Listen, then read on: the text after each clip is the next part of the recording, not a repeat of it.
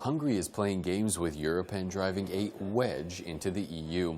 That's the thrust of the latest piece by Deutsche Welle's Robert Schwartz, who argues that while fighting rages on in eastern Ukraine, Hungarian Prime Minister Viktor Orban is reinforcing his relationship with Moscow and providing Putin with a platform.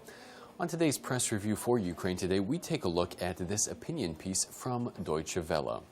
Now, Putin arrived in Budapest on Tuesday, his first visit to a European country since June of last year.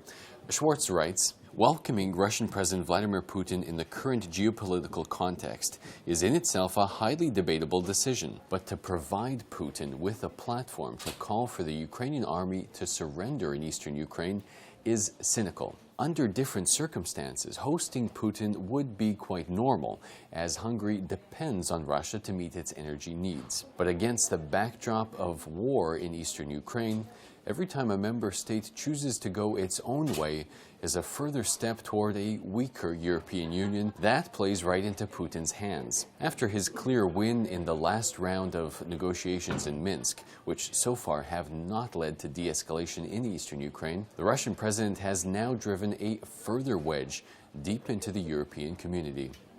The Hungarian Prime Minister has previously said he would like to shape Hungary by using Russia as an example.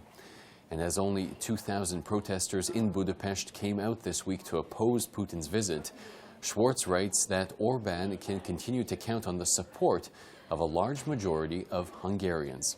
Well, that's all from us today. Join us again tomorrow for another press review from the Ukraine Today newsroom in Kyiv.